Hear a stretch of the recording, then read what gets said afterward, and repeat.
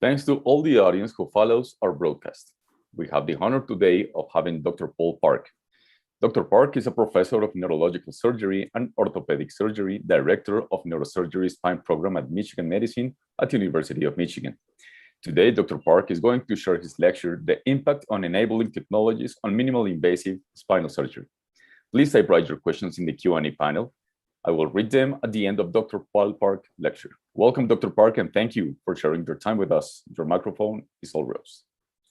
Thank you, and I appreciate the introduction. And I also want to thank the IWBNC program organizers for giving me the opportunity to present my talk on the impact of enabling technologies on minimally invasive spine surgery, which is an area that I'm a big proponent of.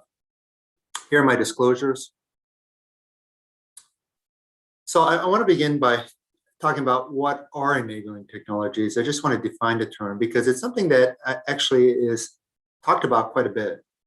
But it's important to define what the term is. And Wikipedia defines an enabling technology as an invention or innovation that can be applied to drive radical change in the capabilities of a user or culture.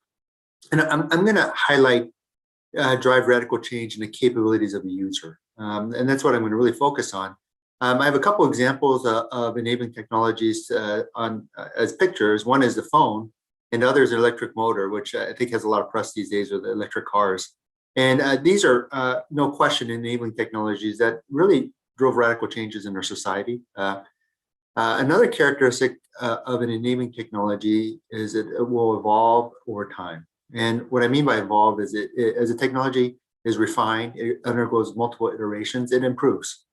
And examples for the phone is the cordless phone, for example, or non-rotatory, I guess would be the first iteration, then cordless, and then mobile technologies are obviously. And so as you see over the years, as the technology is refined, more features are presented, and it just overall, it's a much better working technology and more reliable. Same thing with electric motors, and now electric motors are used in cars increasingly.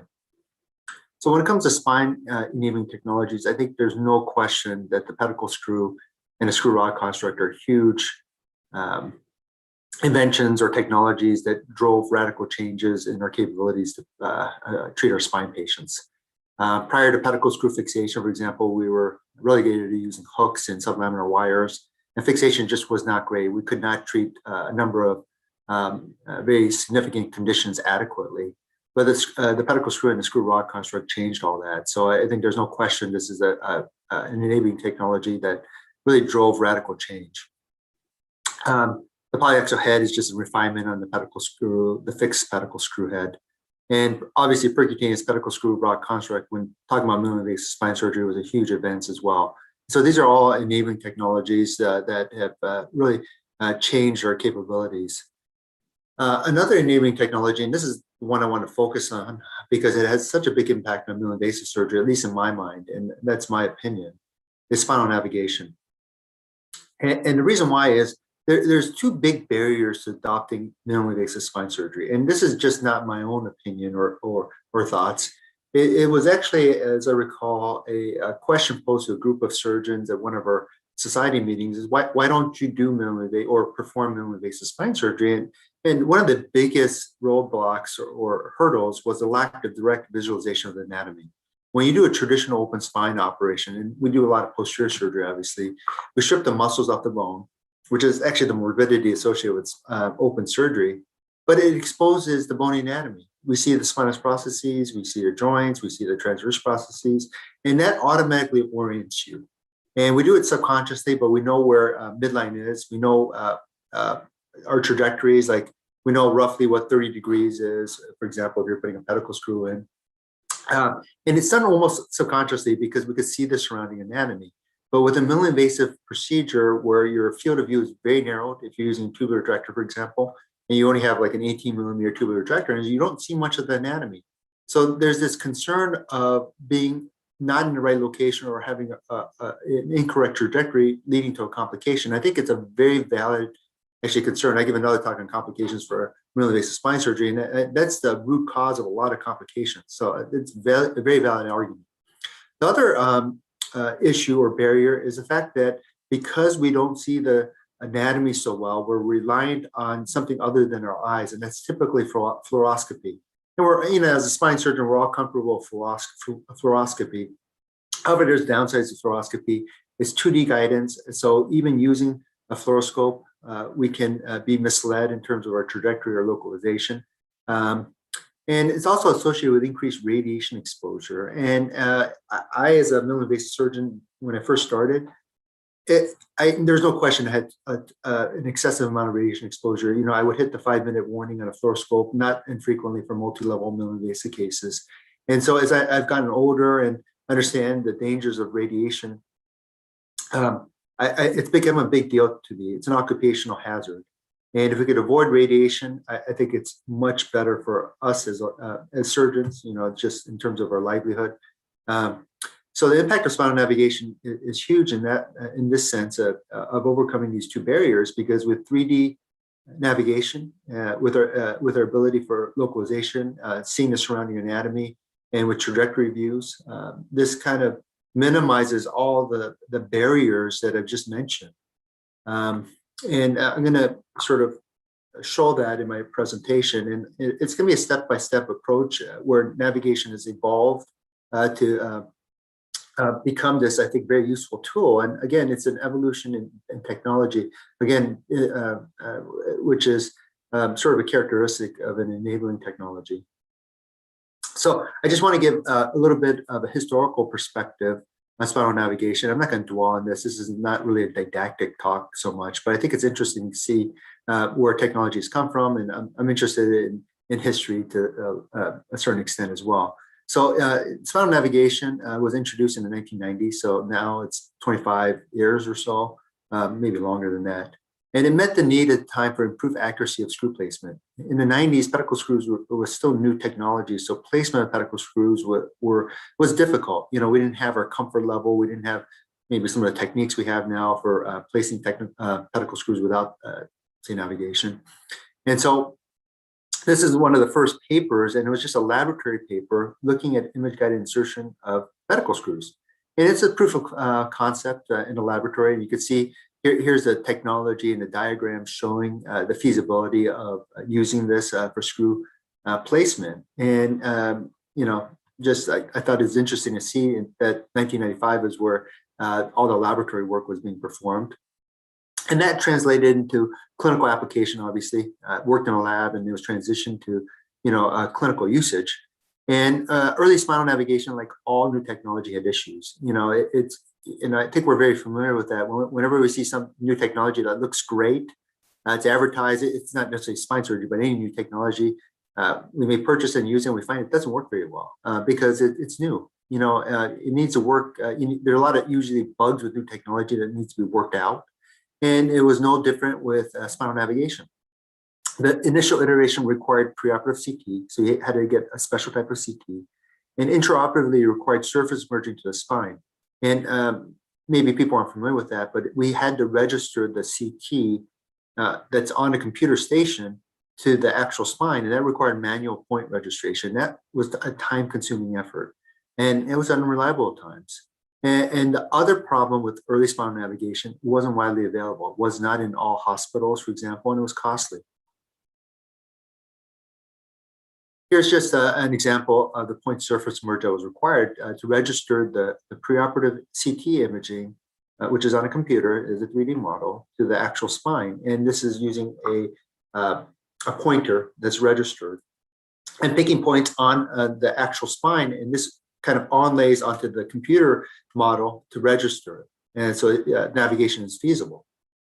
So this is a paper, so it entered clinical practice in late 1990s. So this is a paper from published in 2000, so 21 years ago. And they looked at, in a randomized study design, 100 patients, 50 in each group. And they noted that screw accuracy was much higher with navigation, so it's not a surprise. And since this paper, there's been numerous articles, high quality evidence showing the accuracy of navigation for particular screw placement. And one thing they noted, though, was that the screw insertion time was higher with navigation, and that's not a surprise. Early on, navigation required much more time for insertion. One, It's the surgeon getting familiar with the technology. The other is the technology was time consuming. And again, it's early technology, and as it's refined, that this sort of problem goes away. But at the time, it took much longer to use navigation, and reliability was the other issue. Again, with new technology, reliability can be a problem. And of the 50 patients in the navigation group, there were 9 dropouts.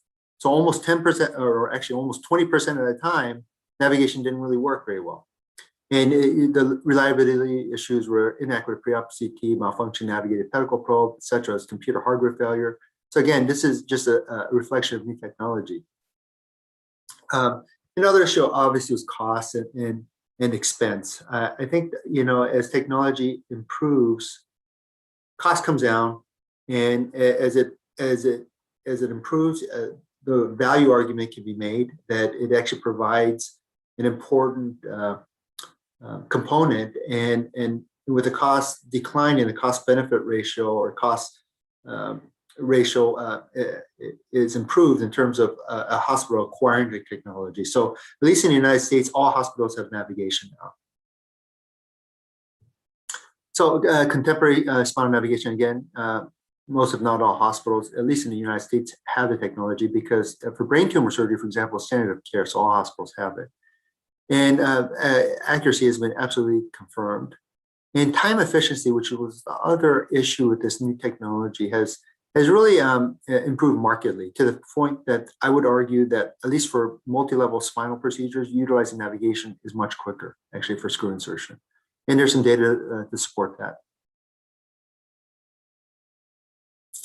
Intraoperative image acquisition is a technology widely available now, so you don't have to use a pre-op CT if you don't want to, but you can always have the ability to use a pre-operative CT. So there's just much more adaptable to the situation with current technology. And again, I don't want this to be a didactic talk, but I just want to show a little bit of evidence showing that technology will evolve over time, and with that, time efficiency. And this is a paper that was published actually a number of years ago, looking at percutaneous pedicle screw placement with traditional fluoroscopic guidance and 3D CT navigated guidance. If you look at this study, they used sort of an order technique for navigation, which is, I think, no longer done now, because this was a K-wire based. So Jamshidi and K-wire based use of 3D navigation, which again is no longer necessary. So it's even faster now. But this is an older paper, and this is just showing the intraoperative image acquisition and the screw insertion utilizing navigation. And I want to highlight a few points here. One, navigation, again, is more accurate. Again, I don't think there's any question of that. And then the operative time was much quicker now, significantly quicker, utilizing navigation versus fluoroscopic guidance. And this is for a one-level operation. I would argue with more than one level, this time efficiency improves dramatically. And again, this is with sort of an older technique that was more time consuming using navigation. And so I want to kind of highlight some of these concepts with some videos, which I think go a long way. The videos aren't very long. So I'm going to start off with like traditional fluoroscopic guidance, show what the evolution of navigation and how it could impact the surgery. Again, it wasn't seamless, and it was a step-by-step process. So I think videos are very important. So this is an example of a traditional minimally invasive T-lift and how it was done. And you can see the heavy reliance on fluoroscopy. So this is a patient that we see all the time, grade 1, spondee with high-grade stenosis at L4-5. Now, obviously a surgical candidate, particularly if they fail conservative measures. So positioning is very straightforward. It's prone on Jackson frame, but I typically use 2 fluoroscopes because you need AP and lateral views to do the procedure. You can use 1 fluoroscope, but that becomes even more time consuming from going AP and lateral on multiple occasions. So 2 fluoroscopes is usually quicker, but even with that, it is time consuming. And what I want to highlight is the fact that I have to use fluoroscopy at every step, localization, to placing the sheeting needle to traverse the pedicle, because I just can't see the anatomy, right? We don't see the spine that's exposed fully. We're using small incisions. And obviously this is doable under fluoroscopic guidance. I've done it for a number of years, and I believe I became pretty facile with it, but there was no way of avoiding fluoroscopic usage and a fair amount of fluoroscopy, which adds up over time. And like I said, so radiation exposure, and I think particularly with more than 1 level operation, which I'm going to show you, it's very time consuming. So again, very doable here. And once you do it a number of times, I don't think it's dangerous, and it's very straightforward. But look, after the K-wire placement, I have to dilate to put a tubular retractor to do the TLIF. And again, fluoroscopic usage there too. I don't show all the pictures that were taken, but a number of fluoroscopic pictures need to be taken to be done safely because you don't see the anatomy. And as once the tubular retractor is docked, this is a relatively straightforward process. This is drilling the laminotomy and then a transverse cut through the pars interarticularis, inferior facet being removed. Oh, I see the video sped up just so it's not time consuming. I'll decompress the contralateral side. So I wand the tubular retractor to the other side and undercut the lamina. Very doable. Ligament of the flame was resected, and so you could decompress the contralateral side, so a direct decompression. Although nowadays I think people are into indirect decompression with distraction, but again, direct decompression is very feasible, minimally invasive approach. Now this is just the cage placement. Again, but and I don't show this. I'm typically using fluoroscopy, particularly early on when you're developing your experience level, to make sure you're in the right location. Because I don't see that much through this tube. You see very little of the surrounding anatomy, so you don't want to be lost in terms of your orientation or trajectory. And that implies using fluoroscopy fairly repeatedly. And this is just the cage being inserted after biologic, and you can see it's doable. And I'm checking with fluoroscopy here too, that the cage is adequately positioned. But you can see that how many steps that are involved using fluoroscopy. And again, it's very doable. I did a large number of cases in this format, and there are no issues.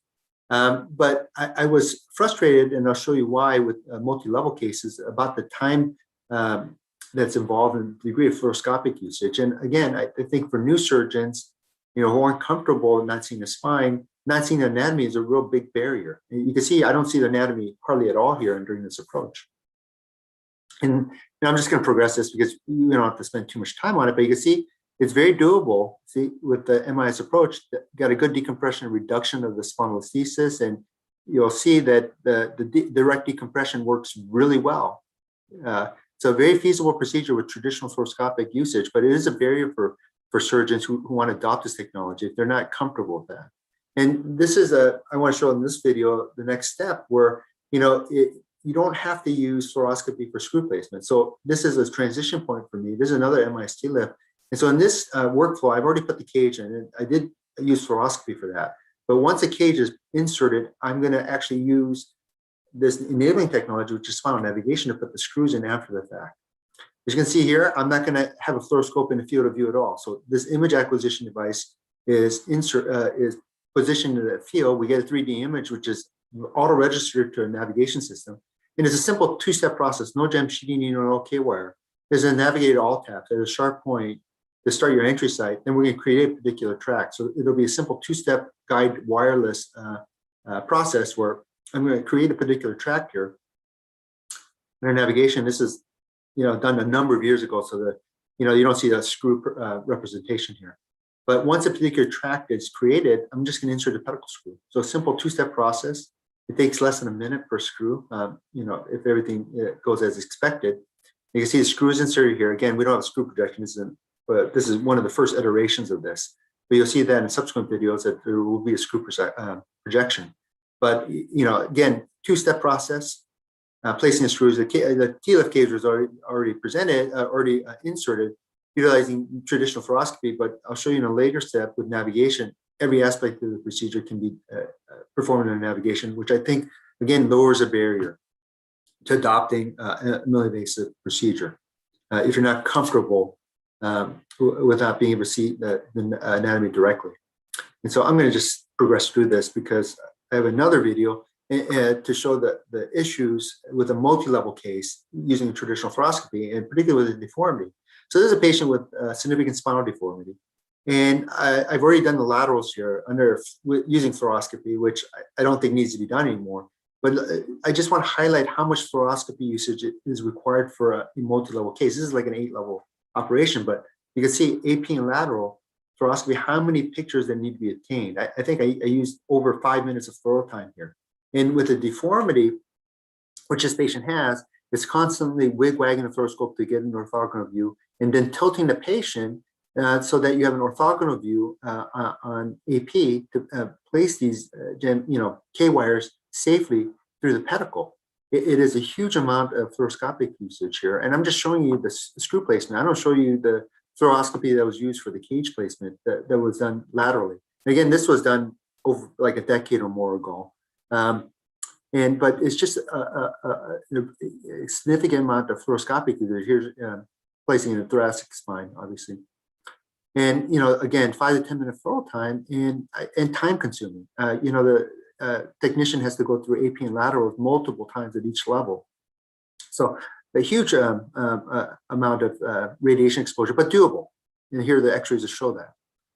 So fast forward, and for these multi-level cases, it can be done in a simple two-step process that I showed you in the one-level case. I'm just using navigation here. I'm not wearing lead. There's no fluoroscope in the field of view at all. So this is just all done by technology and enabling technology. And I'm inserting screws for a multi-level operation.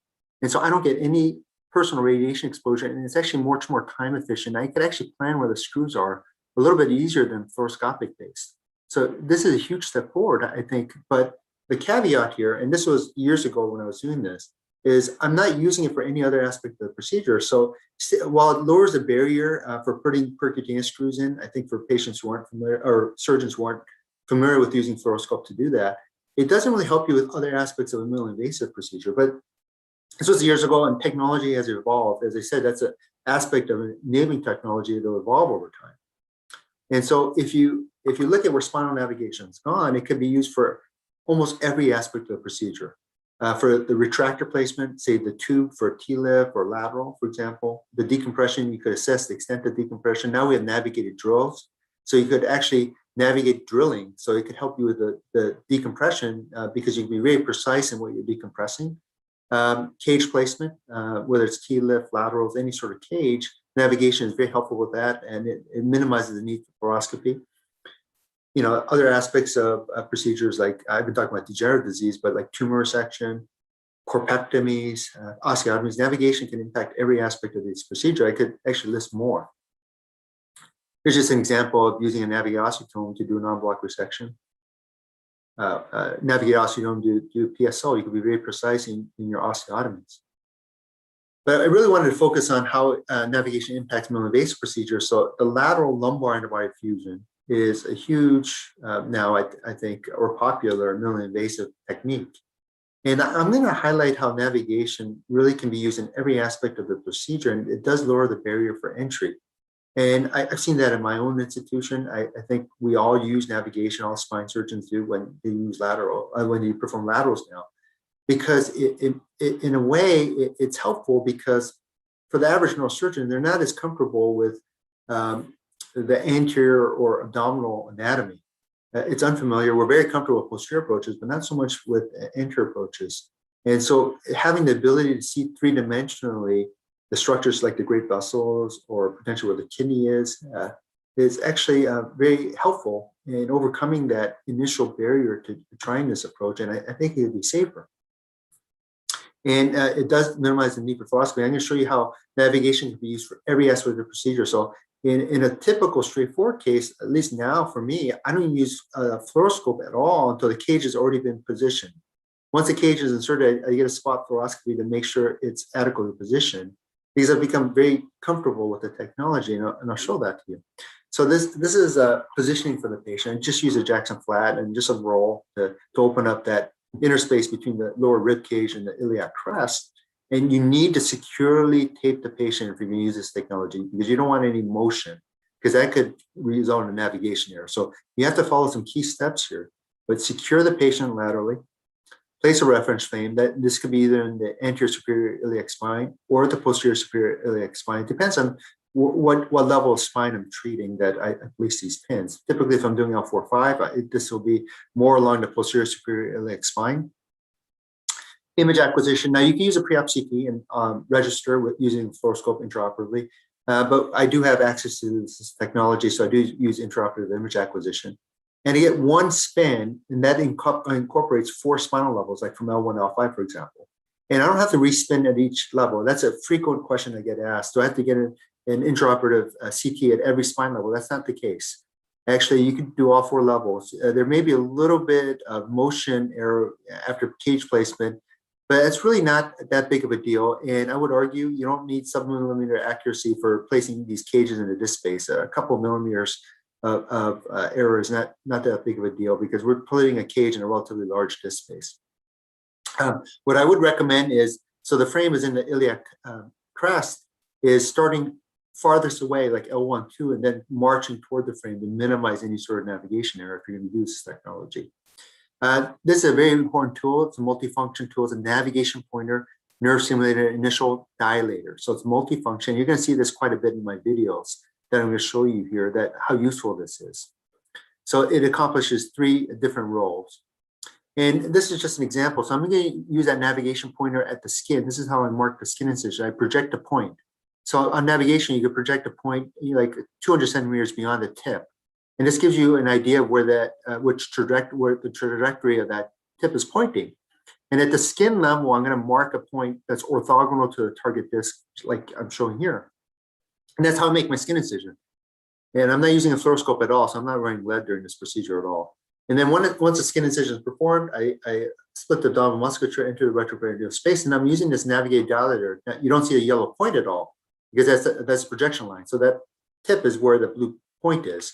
And I'm going to traverse the psoas muscle. You can see the psoas muscle here. I don't know if you see my mouse. Here's the psoas muscle. I'm traversing it, and I'm entering the disc space. So I'm going to anchor by pushing through the annulus this navigated pointer. It's not very sharp, but it's pointy. And I'll push it into the mid portion of the disc space, and it'll stay there because it's embedded into the disc. And then the tracking frame is removed, and I sequentially dilate. This isn't done under navigation, but the initial dilator is anchored into the disc space. And then I'll put a tubular retractor there, and it should be centered over the center point of the disc space. And this is the view you know, obviously I've done a discectomy here, but you see the psoas muscle, the residual psoas muscle, and then the annulus and discectomy being performed. And this was done under navigation without fluoroscopic guidance. You know, again, I don't want to say you should totally ignore fluoroscopy. If something doesn't seem right, or early on in your experience, you should use a fluoroscope to make sure it conforms to what you're seeing with navigation. So again, navigation is not perfect. So if there's any question, just get a fluoroscopic imaging. But once you get comfortable in your experience with the procedure, you'll be able to tell if it's accurate or not. There's a host of navigated instruments like this navigated cob, raspers, you know, cage insertion. And just an example of a navigated cob doing contralateral release here. Again, not using a fluoroscope, but again, if you're concerned at all, use a fluoroscope, get a spot fluoroscopic image to confirm that navigation is accurate. Rotate shaver, navigated trial, cage placement, all done under navigation, obviously. And here's sort of the pre-op and then the intra-op, you know, after cage is placed. And you can see navigation can be very highly accurate. I'm going to show that in multiple iterations here. Well, what about a oblique or anterior psoas approach? Navigation is very useful here. I find with oblique approaches, when you're using fluoroscopy, you tend to use quite a bit. And here you don't necessarily have to. And I often use this at L4-5 because of the iliac crest. And it's easy to do with navigation. I just mark an anterolateral flank incision based on where the pointer projection line shows. And this is not showing that, but this is a pointer anchored in a disc space where I'm going to sequentially dilate. Then I'll do the procedure just like any other procedure. Yeah, with the navigated trial, then the cage insertion. This is just an intraoperative picture. You can see this is not a traditional transpsoas approach, but an oblique approach here. This is placed on the sort of the anterolateral flank. This is a cage placement done under navigation. As you can see, it's fairly orthogonal because once the cage is partway inserted, I'll just turn the shaft of the cage inserted toward the posterior aspect of the patient. That makes the cage more orthogonal. And I have an intraoperative video, which I think is very helpful in driving home the points I've just made here. So this is an older patient who's had a laminectomy at L3-4, okay? And so she has a little residual lateral recess and foraminal stenosis, but that's not the big issue. You see that on X-ray. So if you can see here at L3-4, this is well lined here, no spondylolisthesis at all. But what can happen with a post-laminectomy situation is you develop instability and you get spondylolisthesis as seen here, right? So this is a painful level for her now. And so I'm going to treat this with a lateral and fork screws. And this is done all under navigation. The patient's position, like I showed you in that other example here. And the incision is made based on the navigation. So we're not using a fluoroscope at all here. And the navigation frame is in the anterior superior iliac spine here. So this is basically a 1-inch incision. we'll highly magnify that to show it to you, but it's basically 1 inch. You'll see that because our fingers are going to look huge here. So I'm going to split the abdominal musculature based on this incision that was marked by navigation, and we're going to insert the retroperitoneal space. This is just the abdominal musculature. There's a fat in the retroperitoneal space, and put our finger in. You can see the incision is not very big. It's a thin retractor. There's a psoas, and that's a navigated pointer that's being inserted or traversing the psoas to anchor into the disc space. So you anchor there. So we're not using a fluoroscope here. There's no, you don't see a fluoroscope in the field of view at all. And then we'll stimulate to make sure there's no nerve surrounding our insertion point. And then we'll just dilate with the nerve stimulation and put the tubular retractor in place. Again, this is not fluoroscopic based. This is all navigation based. And I truly think this lowers the barrier to using this technology because you can see the surrounding anatomy. And there's the residual psoas muscle. I'm just using a Kittner here. Not much psoas. We've traversed like 90+% of the psoas here with the initial tubular retractor. There's a little wisp of psoas here at the bottom of the retractor, and there's the annulus of the disc space. We're just going to now do a standard discectomy. I think positioning retractor and getting it in the right position is like half the battle sometimes. Once you're able to do that, the actual discectomy is not that difficult. Navigated COP, doing the contralateral release here. Just a discectomy, and we have a host of navigating instruments.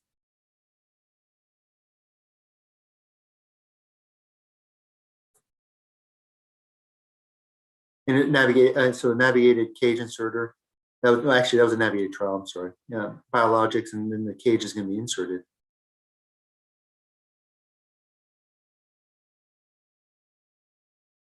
You can see here, navigation is used at every aspect of the procedure, from the skin marking to the cage insertion. And so the first fluoroscopic image that I often obtain is after a cage insertion, and there you see it. So good reduction, good height restoration, compared to like the collapsed disc space that we began with, right? And so, again, the video, I think, highlights the main points I was trying to drive home. And I think where you see the biggest benefit for navigation is multi-level cases, particularly with deformity. I want to show a short video about that as well. And you'll see a definite savings in amount of radiation exposure you receive for multi-level cases using navigation. And particularly with deformity, I think it's safer with trajectory views, particularly when there's a rotational component. Having navigation can help you not put a cage into the canal or outside the canal or outside the vertebral body disc space. And I definitely think there's a potential time savings here. And this is, I think this video kind of highlights a point because one, it'll show not just a traditional transverse lateral, but a retrodiaphragmatic approach, again, which is unfamiliar anatomy to a lot of surgeons, at least at the beginning. But having navigation, being able to tell where, ascertain where you are during the approach can be very helpful in allowing you to do the procedure. And I think it lowers the barrier to doing it. And so this is a patient with a clear-cut kyphoscoliosis. You can see the coronal malalignment. It's about 10 centimeters off to the right, and definitely positive sagittal balance as well. And he's got a relatively stiff spine here, and I'll show that, and I'll show how navigation will be very helpful here. And this is this first stage we'll be doing multi-level laterals, and I'm going to do laterals from, this is T12, L1, 2, 3, and 4. So I'm going to do laterals on a concave side of this curve, okay? And that'll try to release this anterior column so that the posterior aspect of the operation can be done much more smoothly. So I'm going to use navigation. Actually, I'm not going to show it in this video to break this fusion at L1-2. I'm just going to show the T12-L1 approach, which I think highlights how navigation can help during the approach at this level, because the diaphragm needs to be taken or retracted. Here's positioning like I've shown you for the other ones for the lumbar. Here's the skin marking. Again, I'm just showing how I mark the skin. And for this particular case, since I'm on the concave side of the curve, I'm going to need 2 small incisions to address the 4 levels. So for T12, L1, and L1-2, I'll use 1 incision. And then because of the concavity, I'll do a separate incision for L1-2 and L2-3. And the incisions aren't very large. I'll show you to you. They're about 2.5 inches. So I'm just measuring it, showing you the length. And, for at 12-1, this is a T11 rib. It's a barrier. So I normally remove it, and I'm just going to remove about a 2.5 centimeter segment of the rib, not very large. Here's just a doyen, just stripping the tissues off the underside of the rib and rib cutter. And again, I can use navigation, put the point right on the rib to know that I'm right over the target disc segment that I want to be at. So it's very helpful here rather than using fluoroscopy to do this, because it becomes a little bit challenging sometimes if you're not comfortable using fluoroscopy. So the rib comes off, and it's actually a very short video. It's about 2 minutes. I speed through it. So you can see here, I'm just like feeling around. That's a diaphragm, and I need to release the diaphragm on the underside of the T12 rib, and that's what I'm going to do here. That you can see the intercostal nerve and vessel bundle there that's being retracted. And so this is a kidney, and you don't see it very well, but I'm trying to detach the diaphragm from the T12 rib. And that's the first step. And once you detach the diaphragm, I'm just going to follow the T12 rib on the underside of it towards the spine, because obviously the rib is connected to the spine, right? And, but you're not able to see much here, and how do you know you're in the right direction? This is where navigation is very helpful. And that's a navigation pointer. And I'm just pointing to make sure I'm in the right direction here. So that's a navigation pointer. And then I'm going to advance this the video a little bit. And I'll show you as I get further along and I'm stripping the tissues off what I perceive as the underside of T12 rib. And here's a navigation pointer here. And you can see where the point, the blue point is, the yellow is a projection line. I'm on the underside of the T12 rib here. So I'm in the correct trajectory, and my dissection is accurate. Because I follow the T12 rib head, which, articulates with the T12 body. I just want to be on the inferior edge of the rib, but I know I'm in the right trajectory here. And so I'm just going to advance the video. So once I ascertain that, I'm just going to keep dissecting along that rib, taking the tissues off the T12 rib. And then you'll see I've advanced this further. And here's a point. I'm on the inferior side of the T12 rib. You can see on the panel to the right, the bottom rightward panel, you can see where the tip is. I'm on the underside of the T12 rib head on the vertebral body, or nearly the vertebral body, above the T12L1 disc space, which is my target disc, right? So this is very helpful, and I'll show you here. I'm just going to finish and that's the pleura and the diaphragm, you can see that. And I'm just going to retract here, and as I progress here, I finally dissected enough that I'm right on top of the T12L1 disc, and that's just a pointer being put in the field in the panel to the left, but you can see on the panel to the right, my pointer is right on the T12L1 disc. I'm near the midline, so I'm just going to advance this dilator tip into the disc space now to anchor it, just like I've showed you in the other video. And then once it's anchored in disc space, I'm just going to sequentially dilate.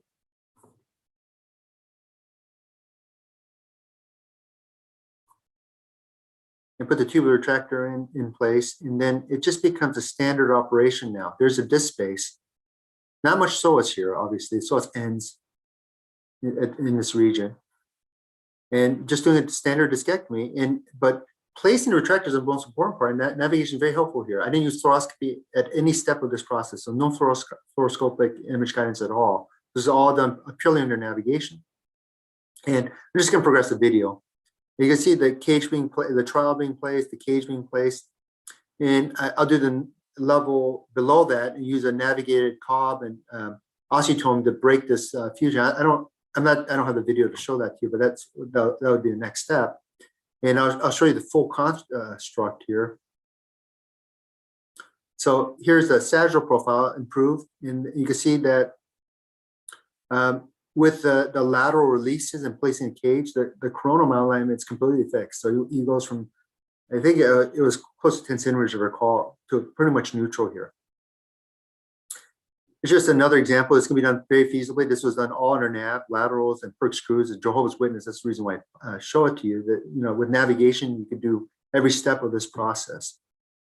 I briefly want to talk about spinal robots because I think it's an enabling technology. It's built on a platform of contemporary navigation.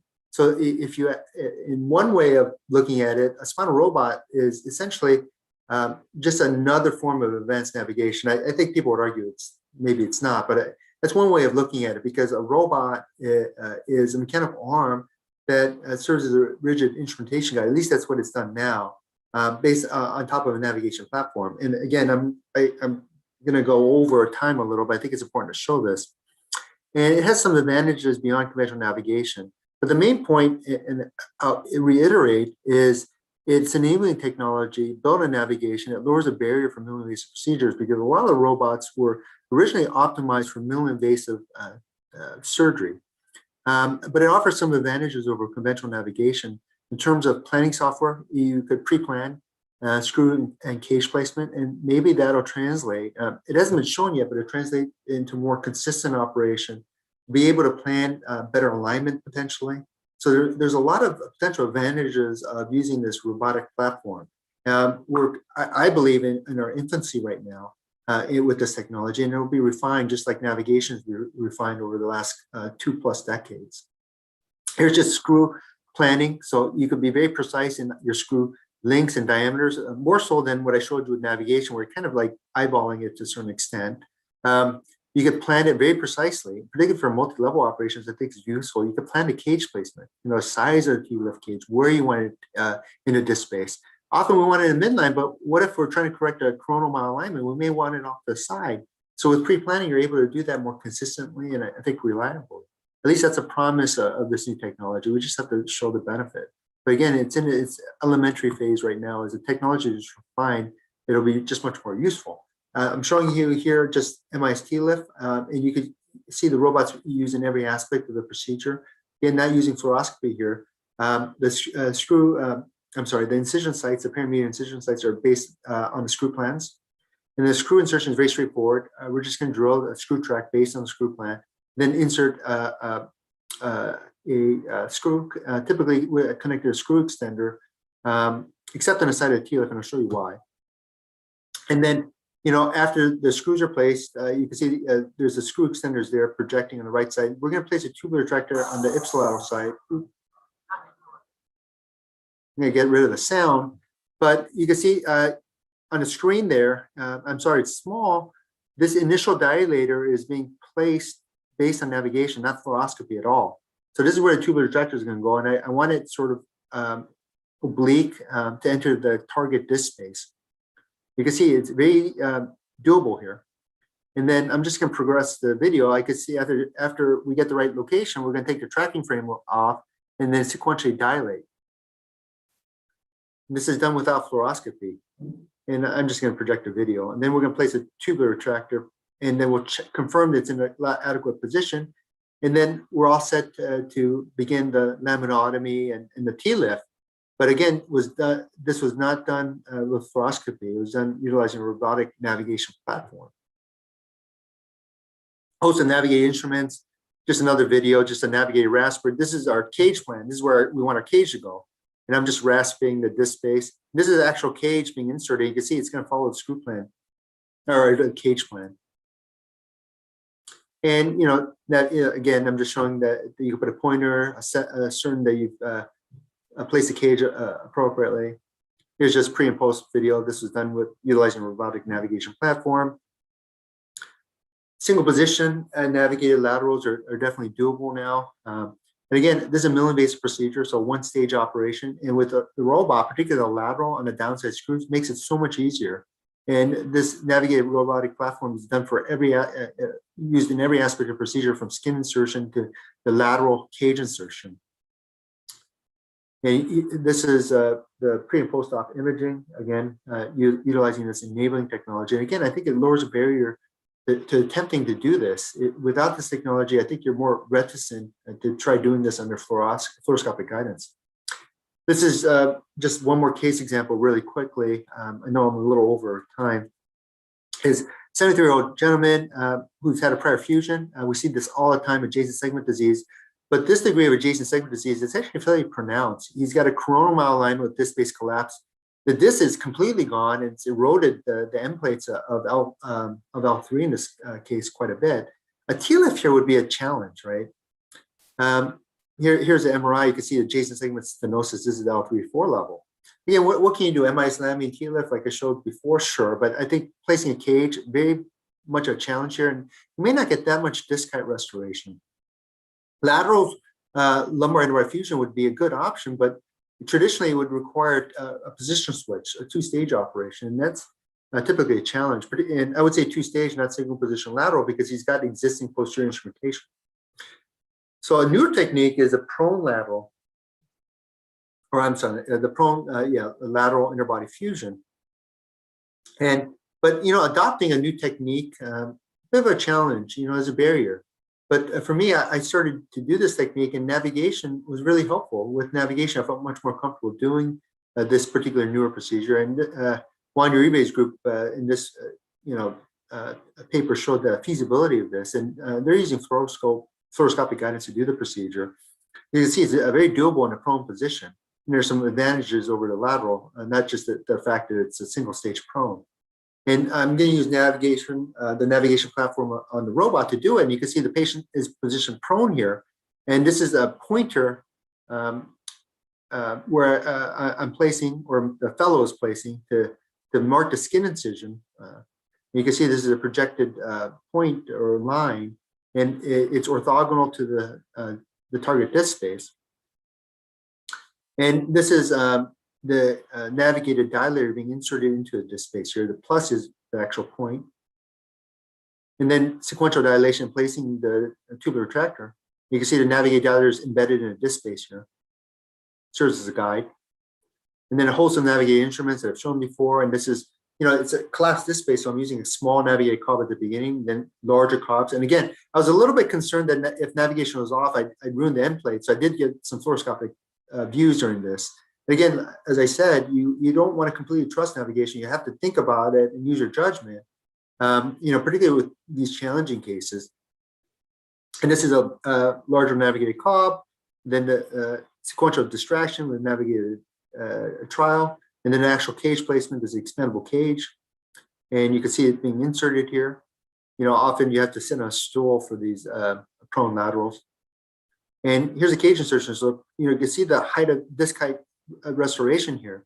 The coronal malalignment is much improved, and sagittally it looks pretty good. I don't think the discectomy or the prone lateral injured the end plates. It was that way to begin with. It's very sclerotic, and I showed you that in a pre-op X-ray here in the panel third, which is third to the left. But good disc height restoration and foraminal decompression as well. And just another example of an enabling technology allowing you to do a minimally invasive approach, and it lowers the barrier for entry. So the caveat with navigation, and I think it's important to recognize this, is navigation error can be catastrophic. So you shouldn't blindly follow navigation. You should always try to ascertain that navigation is accurate. And so early on in your experience, I would get spot fluoroscopic imaging to confirm navigation accuracy. And when you get more comfortable, you won't do that as much, because visually you can kind of look down, you can see the disc space and put the pointer down. You can have an idea of that the navigation is accurate or not. So surgical judgment is always necessary, even with these advanced technological devices that we have. Because navigation is one tool. And this is a great saying by Ed Benzel, a former mentor of mine, who was a fantastic surgeon, very thoughtful. And I love the saying is a fool with a tool is still a fool. So, surgical judgment is very, very important. So in summary, enabling technologies can improve the capability of a surgeon. Spinal navigation is an enabling technology that's particularly impactful for minimally invasive procedures, if you ask me. It's undergone multiple iterations or refinements over 2 decades. So now it's a very reliable and consistent technology that could really, I think, lower the barrier to entry for minimally invasive procedures and make you a better minimally invasive spine surgeon. And that's about it. And thank you, and I appreciate your attention.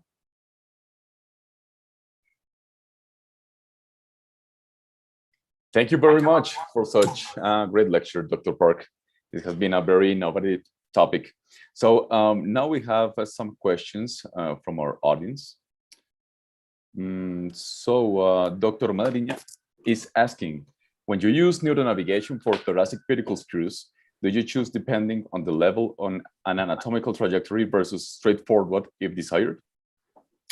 That's a good question. I think it depends on what I'm treating to a certain extent, but typically in a proximal portion, I will put, like proximal being higher up the spine, I'll put an anatomic screw because it resists pull out better. So you put a straight in screw, you're depending more on the threading for pull out strength. I mean, you can medialize the screw obviously, but if you place it anatomically so the screw a little downward pointing, it resists pull out better.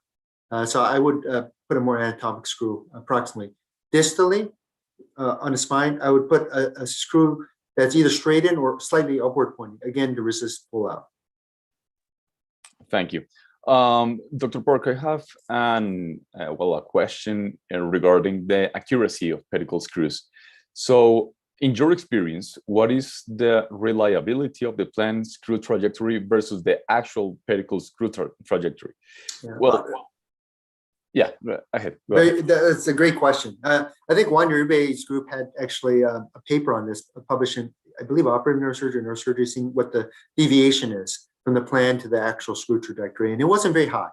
And that's been my experience. It's been very close.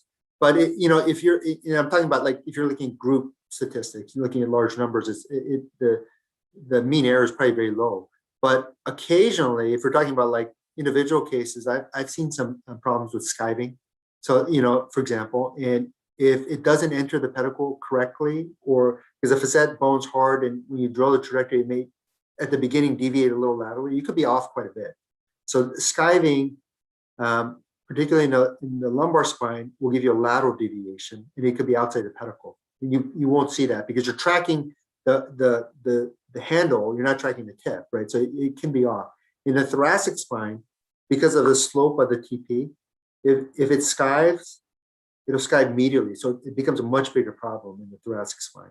And because in the lumbar spine, the way, the lumbar facet joint is, when it skives, it'll skive laterally.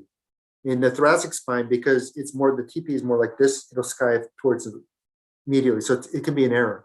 So you have to watch that. Like I said, technology is not foolproof. So, you kind of have to, if it doesn't seem right, I'd get fluoroscopic imaging to confirm. Okay, thank you. Thank you, doctor. Another question, is there a concern for non-fusion when using MIS as limited bone graft may be used? That's a very good question. And yes, absolutely. Because we're not exposing the bone. So that's a pro, right? We consider that a benefit because without the muscle stripping, that's decreased exposure-related morbidity. There's always a downside to every pro. So there's always a con to a pro. And a con is without the bone exposure, you can't do a good posterior fusion. That's why minimally invasive surgery is predicated on a good interbody fusion. So you got to spend more time doing your discectomy and end plate preparation. So most minimally invasive procedures that are fusion procedures are predicated on interbody work. So if you do good interbody work, I think your fusion rates are pretty high. So the question is very, very, very good question. But if you're going to do a minimally invasive surgery, you should do good interbody work. Wonderful. Dr. Perez is asking regarding the missed lift. So what is your recommendation? Starting with the cage or the K-wire or the pedicle screws? Which is the recommendation stages do you use? Yeah, so I mean, it's a good question. You can see through some of my videos, my workflow has evolved or changed over time, right? So if I'm doing a traditional fluoroscopic MIS lift, so no navigation, no advanced technology, you want to call it, I'll start off by using a Jamshidi needle and traversing the pedicles and putting the K-wires first. If I'm doing one level at every level, then I'll put a tubular retractor with fluoroscopic guidance, then do a T-lift, and then after T-lift is done, put the screws in over the K-wires. Now, if I'm using navigation, you can use still the same workflow. I think if you're using conventional navigation, you can place the screws first, then do the cage placement, with navigation. Then, so it's a little bit different. The screws are being placed first, and then followed out with the cage. On the ipsilateral side of the cage, and you have to have access to this particular type of pedicle screw technology. I don't put the screw head in screw extender on. I just put the screw post. That way, it's not in the way up in your tubular retractor on the ipsilateral side. And then once the cage is put on, I'll attach the screw head after the fact. So there's different workflows depending on what type of imaging technology you use. Okay, thank you. Dr. Onjivi is asking, spinal navigation uses what modality of images, CT or MRI or both? CT. Thank you. What are your recommendations for thoracic and lumbar pedicle screw salvage in case of pedicle fracture or pullout during MIS? That's a good question because that does happen. And it maybe happens a little bit more in MIS. And the reason why is, particularly with fluoroscopic usage, you don't know where the bottom of the screw head is sometimes. You may put one screw down and it's deeper than another screw. So when you're actually inserting a rod and you're trying to get the rod seated, if the screw heads are all offset and there's no spondy or slippage and it's not a mobile segment, you'll end up pulling out a screw. That does happen. So it's very important for minimally invasive procedures because you're not directly visualizing the bottom of the screw heads like an open case. You should get lateral fluoroscopic imaging and take a look at whether the screw depths are reasonable. But let's say you pull out a screw. Salvage options are not great if the bone quality is bad. If the bone quality is pretty good, you can just put a larger diameter screw back in. You can find the screw track with a K-wire, so it's not that big of a deal. But you may end up disrupting the screw track so much that the screw fixation is just poor. And the only real salvage, if you ask me, is to just go up a level or two. It's not ideal, but it does happen. Okay, thank you. And I have a question regarding the innovations in technology, assisted surgery. What is your opinion on virtual reality, assisted surgery? Well, I think virtual reality right now is kind of hyped up quite a bit, meaning there's a lot out there looking at it. But I think there's a distinction between virtual reality and augmented reality. Most of what we see that are being done, like Augmetics, for example, is a company with a headset, is really augmented reality. It's not virtual reality. So it kind of it augments it. It puts an onlay of, like, say, the spine image in your field of view. So it's more of augmented reality, and it's based on navigation. So if you ask me, it's a refinement in navigation. And what it does is it takes a screen that you have to turn your head to look at and puts it in your eyesight, so you don't have to turn your head so much. So it's sort of a refinement of navigation. And it's a step forward, and I think it's a convenience factor. So I don't have to turn my head during surgery to look at the screen. I can keep looking at the patient and the spine. So I think there's some promise. Like virtual reality, which is like a completely, say, 3D projection of the spine, as far as I can see, it's done more for educational purposes right now, more so than I think actual clinical application. But I think they're really related technologies. And again, like with any other technology, it's new. It's going to have its issues. It has to undergo refinement over years. And I think it is the future to a certain extent. It's just we're looking at it right now in its infancy. Okay, thank you. Do you think endoscopy might help for navigated LLIF? So I think you could use an endoscope for lateral. I know people have tried putting an endoscope down a small incision for lateral procedure, so it's doable. So an endoscope is just imaging technology, right? I mean, you can't put a lateral cage which is 20 millimeters wide through an endoscopic tube. I mean, that doesn't make sense. But if you want greater visualization, you could put an endoscope down a tubular retractor, for example, during the process. And we've done that in cadaver labs all the time. It gives you great views, and then you may do a better discectomy with a 30-degree angle. You could look inside of disc space even. So I think it has some application, but I think it's not popular, I would say. Wonderful. And what are your contraindications for MIS TLIF? TLIF? I don't really have very many. I think it's a very versatile procedure. I mean, like any other technique, though, there's certain conditions where it's not going to work as well. Like I showed you one example where the disc space is very collapsed and even a little kyphotic. It's hard to get in. You're working in an MIS TLIF, your entry into a disc space is very narrow and it's not very wide. So if you're trying to lift the disc up quite a bit, it doesn't work that well. I mean, a lateral where you get a broader working channel into the disc space and with wider instruments, I think you could do a better job in terms of disc height restoration. So Obviously, there's certain conditions where one technique works better than another, but can you use an MIC lift for most degenerative conditions? Absolutely. I think it's just your comfort level. And this is where I think navigations can be pretty helpful. You know, intraoperatively, you put a pointer down, you can see what you're able to do. So I think like any other procedure, there's relative contraindications. If it doesn't look like it's going to work as well, I'd probably just use a different technique.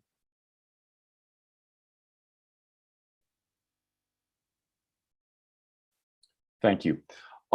When doing a lateral in which large 360-degree osteophytes are present, how likely would the separation of the intervertebral space and subsequent destruction on the osteophytes are likely to create a vascular injury? Is this ever on your mind when dealing with large osteophytes in lateral cases?